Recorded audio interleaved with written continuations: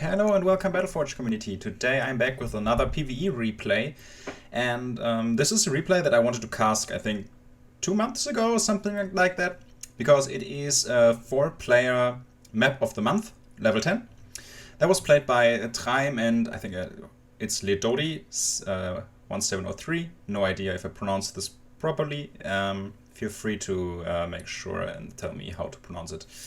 But yeah, these two guys have made something that might sound impossible on first glance, because they managed to clear the entire map in 14 minutes with 2 players, while the current, the record during this month was 16 minutes. Like, the best 4-player team was clearing this map in 16 minutes, and these 2 players did it in 14 minutes and 30 seconds. And I think it was a very interesting run, a very nice strategy, super good execution. And yeah, let's just hop into the replay, because I think early game might be something worth talking about. So we see Treim starting with the Skeleton Warriors here, and Forsaken behind. Skeleton Warriors being played due to their strong tank ability, and they would just activate and walk into this camp. Also, both players starting on the inner positions with Shadow and Fire. I will talk about this later on as well. And yeah, the reason for this is you can see the Twilight Mindbenders here. On the outer positions, they are Lost Vigils, which are much more annoying. Also Vigils over here. But yeah, so you can circumvent this ones and attack the camp over here. So we see Mind stacking here. So we are seeing the Fire plus Shadow start, which is the best one you can play. Simply because Shadow has the best tier 2 and Fire has the best tier 1 when it comes down to efficiency. You can see just those mines dealing lots amount of damage, insane stat efficiency for the 70 power it costs, and you can just nuke down the spawners with the eruptions. Also this mine helping with the incoming wave here. And Shadow, on the other hand, has the best snowball potential, because in tier 2 you can get down the resource boosters and inflate the power levels, because you get kinda 2 extra power levels for free, which is extremely good when playing this stuff. So we can see the Skeleton Warriors here again using the tank ability to get a little bit of the absorb some of the damage. In the meantime, those Forsaken combined with Eruption support are trying to clear this. You can see they are completely focusing down on putting the Shadow player towards tier 2. Also, you can see over here that this Lost Spellbreaker is getting frozen by those Forsaken. So what Treim is doing here, he's just putting down the hold position button, so those don't move after getting knockback. Now this Lost Spellbreaker hits them over here, but the actual hitbox is still listed over here. So this isn't registered as a hit, they don't take damage, and yeah. I mean, it still shows that it connects, because you can see the sobering is constantly refreshed, but it doesn't matter. So yeah, tier 2 is cleared. By now you can see Shadow is being played, so I can bet we will see 2 resource boosters and also the Embalmer's Shrine. So now we get to the second reason why those players start on the inner positions, because those ones are connected over here with a path that can be taken by using the Nether Warp. We see triple Blaster Cannon here. Fire tier 1 probably has the best tool to deal with the Lost Vigils out of all tier 1 options that are available. Blaster Cannon is absolutely amazing to do that, because once it's raged up, it does 100% extra damage. So it's 2.6k per 20 seconds, which is really good. And there's the resource boost, as you can see. Very, very powerful, very nice. And yeah, double Embalmer's Shrine. Also making sure that he's making the delay for the second Embalmer, so he gets the resource boosters a little bit earlier. The initial cooldown of 40 seconds is of 60 seconds is not that important, because this one will be up for 40 seconds for the first round, and this one will be ready immediately afterwards. Phoenixes are getting stacked, so they get access to this area, and then they will move up to the orb. So yeah, not too much happening over here, so let's just get and see what is being played by the Fire player. You can see 3 Nomads, 4 Nomads, and Sunstriders. Kinda curious if he is supposed to use the Suppression Fire through the Lost Launcher to reduce DPS a little bit, but yeah, maybe it's just for the freezing. if there's a lost spellbreaker, so it just doesn't respawn. Because as long as the wave has a member that is alive, it won't respawn to its full power. So it can essentially stay like this forever. Or at least until you attack this camp here, because that will trigger the spawn in the next one, but yeah. There you go. Nomad is walking in, playing one mine, and immediately using the ground presence from the Nomad to warp in those phoenixes. And yeah, with the Embalmer's Shrine, the corpse amounts is just getting inflated here, so all of them respawn. And yeah, that is a nice move by Treim here, just delaying the phoenixes a little bit, so he can just crash dive again to remove the spawner and still get all of them alive, because they just produced so many extra corpses. You see Portal Nexus being used, and yeah, just almost missed that, where those blaster cannons destroy the Lost Witches. As you can see, they can be so annoying to deal with if you don't have those strong anti-air tools. The Phoenix army is moving forward here, clearing the next camp. And yeah, not too much happening here, so let's just take a look. I think there was an eruption being played onto the spawner to make sure that none of those units could come back again. And we can see led0de is playing, taking his powers over here, but Treim takes the orb. So what he did over there is he just sent in one Forsaken squad and warped him over. So he gets the orb presence and therefore gets his Batari a little bit earlier. So he's either he's just doing an orb swap to nature quite soon, or he just plays the MI monument. But in multiplayer, you need to make sure which player uses the MI, because you can only use it once in a team. So yeah, Cultist Master has been played, Blaster Cannon getting destroyed, and yeah, this is just for the Void return. You can see all the Void power, once those die, will just come back into the actual power pool again.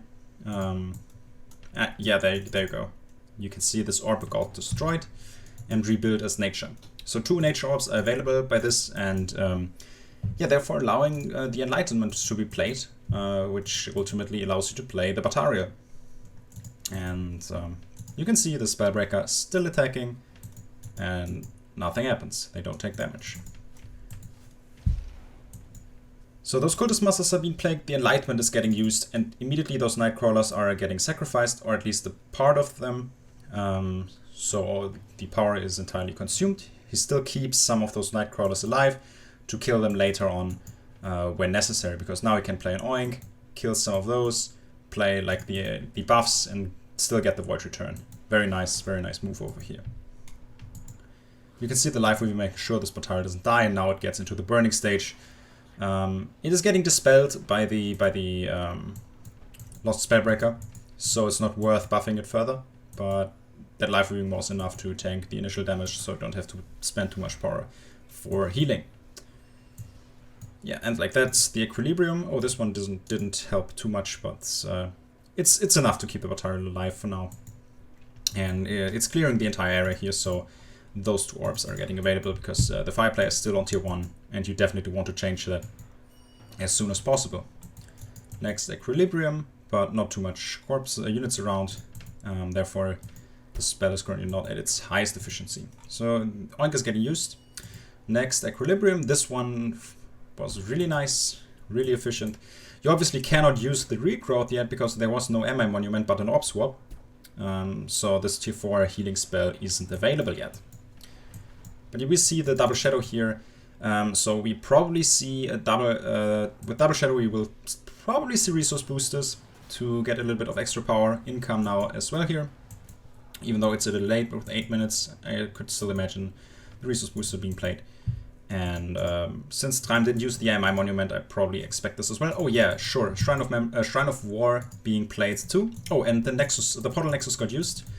After clearing this entire camp here for the tier 4, Portal Nexus is getting used to warp the Bataril over. So Treim will clear his side of the map, and led0de will probably do the same on his side. Same concept here. While the Bataril attacks this camp, it will probably burn it down in like a few seconds. Same concept over here. This Lost Priest is not getting attacked, so the wave ends up not respawning. Yeah, so this Bataril will move up. Tier 4 is now available for Treim. which means you can now play the Unholy Hero as well as the Regrowth, which both are very important spells, as well as the Frenetic Assault. In fact, also getting used. Probably nice to just move up to the next camp down here, and the cooldown probably not that relevant. So once these are active, you don't need the Cultist Master and Furnace of Flesh, Void Return anymore. So Treim ends up destroying all of these units. So the Shrine of War will take over for the Void Manipulation later on. Batarial obviously getting dispelled over and over, so it's not dealing the full burn damage as you might expect from some of the replays where he's like playing against, I don't know, maybe bandits or something like that. But yeah, the Lost Spellbreaker are pretty strong against that kind of stuff. So yeah, Shrine of War active, so you can see the void flow on both sides is pretty high. Once those units die, there's a lot of power coming back to the pool. So this orb, almost down. Oh, that is so lucky. Oh my god. And now the Batarian is getting spawned, ideally. That is perfect. Okay. That's amazing. In the meantime, Treim is playing the second Batarian, playing the Nether Warp, so probably using it for the second one as well. And yeah, just moving forward with those two Batarials. So Unholy Hero here, active. Also using the ability here to get rid of this building and also make sure the Batarial burns, so you can burn on the remaining units from the wave that were also affected. On this side here, the second Batarial here getting warped in. Always warp it close to the spawner so it dies from the Batarial aura. Very important to make sure that those camp clears are faster, because you don't have too much trouble with dealing with respawns. Another Frenetic Assault, making sure all of those units are not attacking the Batarial. Also, in fact, being used to do the aggro stuff later on. You can see Nether Warp bringing the Batarial into position so it can burn down the Lost Temple here, which isn't happening though. That's unfortunate. I think it got dispelled. Therefore, the Unholy Hero did not work too well. Yeah, similar play pattern over here. We see the Frenetic Assault. We see the Unholy Hero. It's very important the Spellbreaker doesn't hit the Batarial, so it does not get dispelled. And yeah, in the meantime, one Batarial is defending the Lost Dragon. Wave over here. The other one, in the meantime, is going to the right already to deal with those spawns and also engage the next camp, which has a Nyxia in it. So the Fallen Skyf already gets played to be prepared. You can see Treim is playing two Batarials, which is just because he has more power. He got the resource boosters way earlier and the extra power wells as well. So he has more power to deal with. Also, he doesn't have to do the Shrine of War supply, which also binds 300 power, which is worth one Batarial. Unholy Preacher on the other side being engaged. Yeah, we will see the Skyf being activated and then the Batarial using the ability. And with the Unholy Hero, Nyxia will die from it, because otherwise it's hard to clear her, since the Batarials do have the problem that they cannot attack her, since she disables all melees. The only way to circumvent it is playing the Disenchant, but since both players are on double Shadow, double Nature, they don't have this Disenchant available. In the meantime, this Batarial here cleared the Unholy Preacher, which isn't as annoying because it doesn't disable melee, obviously. And we see a third Batarial being played, Frenetic Assault, and I'm not sure if Frenetic was played, but I see the Infect at least. Warping in again, so you're close to the spawn building, and yeah, now everything should burn down. In the meantime, you can see on the other hand here, Batarial opening up, warping. Oh, that was beautiful. That was beautiful. Like, making sure the Batarial starts burning, warping immediately to the spawn and to the critical units. In the meantime, again, one spawner got left alive, so the wave freezes and does not respawn. But yeah, that was a really nice camp clear on the left side. And we see those three engaging the last camp, which is pretty heavily guarded with the Hellhound and two Archfiends. Those inflict pretty crazy damage. It's a little bit hard to follow the clear on both sides here, but yeah, I'll try my best. Kind of feel like the big bosses were on the right, so I'm trying to catch what's happening over there. We see always using the gates of hell to open up, making sure one of the Batarial burns, one of the Batarial starts burning early to inflict all the damage. Also very nice Nether Warp here to dodge one of the how are they called, Arcfiend shots, because they are really powerful. In the meantime, yeah, this Batarial double buffed, very nice, making sure it's not getting dispelled or something. Clearing with the remaining units, and just really nice pathing. One took the left, one took the right. Now this one will burn down, and with the Fallen Sky Elf, this Hellhound also goes down, and the replay is ended. Really beautiful replay. I didn't catch all of the camp clears on the left side because it was just so fast. Like the pace was really high. Yeah, amazing performance from those two players. Really nice strategy also to make sure this went so smoothly.